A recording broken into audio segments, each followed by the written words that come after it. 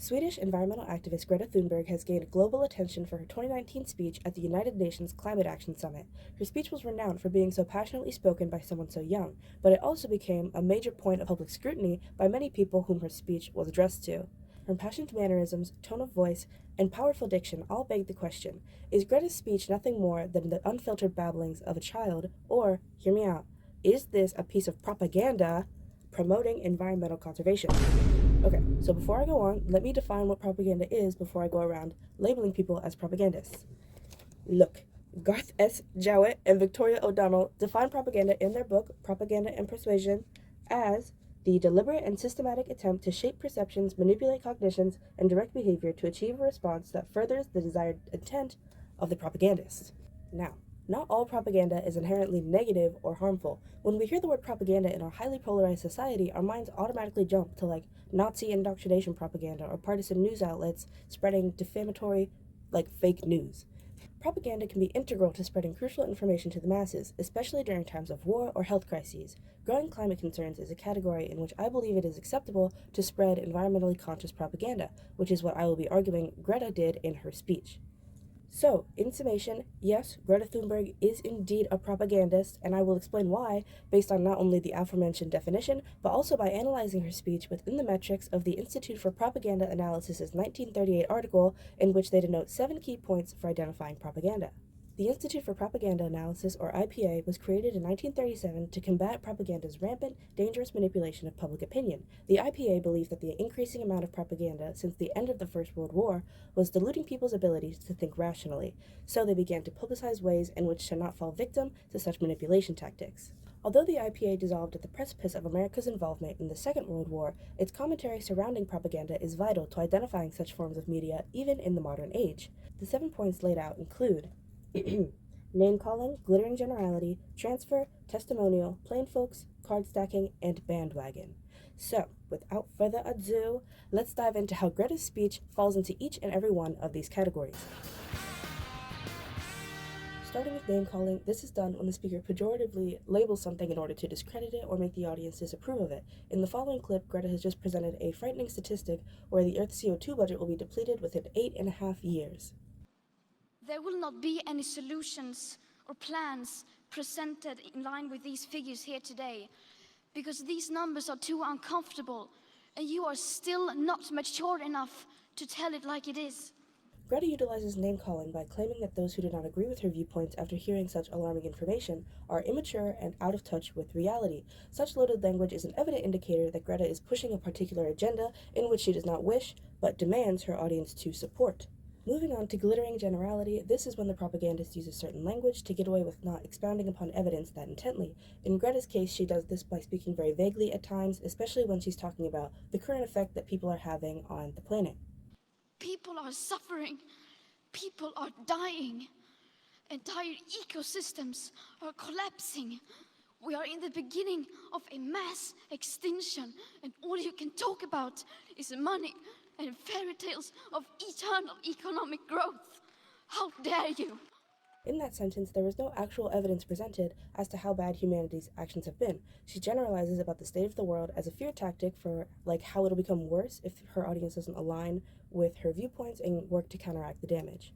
The fourth point is transfer, which is when the speaker takes something respectable and applies it to something that they support to make that thing worthy of approval. Greta does this by asserting how scientific evidence regarding industrialism's negative influence on the environment has been recorded for a long time, and that people should feel guilty that they haven't done anything to counteract these harmful actions. I do not want to believe that, because if you really understood the situation and still kept on failing to act, then you would be evil, and that I refuse to believe. Greta uses environmental science to scold her audience for ignoring such explicit evidence.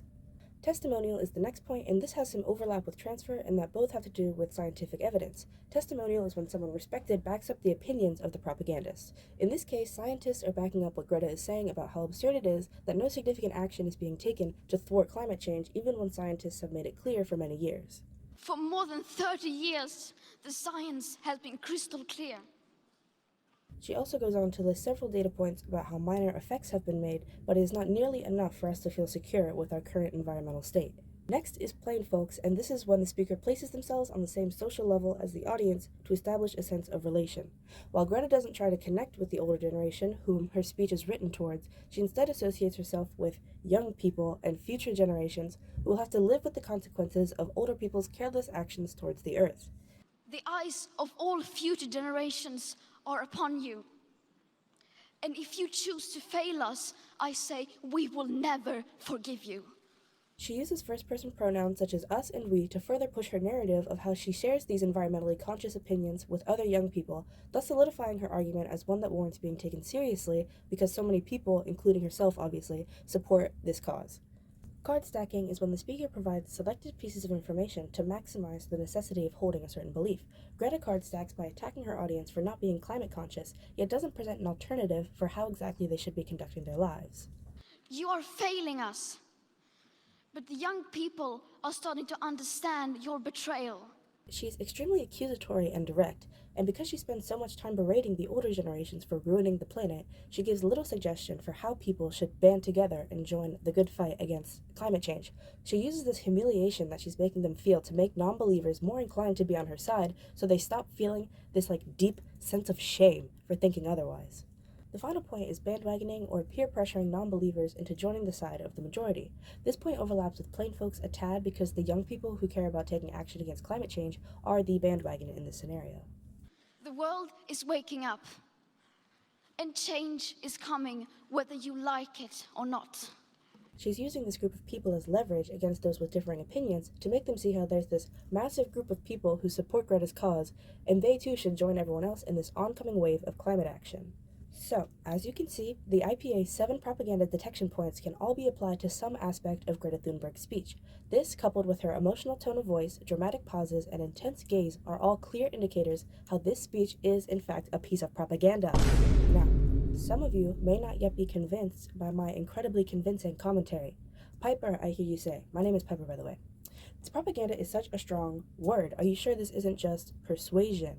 Well, no, it's not, and here's why. Persuasion is interactive and attempts to satisfy the needs of both persuader and persuadee. Greta's speech does not match this idea of persuasion at all. She leaves absolutely no room for counterargument or alternative plans of action in her speech. There's no interactive network at play. She makes no attempt to compromise or provide any side other than her own. She's not calling us to action voluntarily, you know? She's not saying I understand adults live busy lives and it can be hard to save the planet while maintaining a work-life balance. No, she's I don't care if you're busy with your job. I don't care if you only prioritize profit. People are suffering. People are dying. As Jawa and O'Donnell mentioned, propaganda employs persuasive strategies, but it differs from persuasion in purpose. The purpose of propaganda is to push the speaker's ideology onto the audience with the goal of changing their attitudes to those aligning with the speakers. I could see why some people may have thought that Greta's speech wasn't propaganda because there is undoubtedly some overlap between persuasion and propaganda, but the distinction between these two things is incredibly important to understand in order to retain one's individual rationale and make decisions after thorough deliberation. So while I've identified Greta Thunberg's Climate Action Summit speech as a piece of propaganda, it is still in good taste as the climate crisis is very much real and constantly looming over us. So because little action is being taken to combat climate change by the public at large, it's not a bad thing that Greta has propagandized the matter, because it's simply another mode in which to spread environmental awareness and try to preserve the planet for future generations. Yeah, okay, that's all. Thank you very much.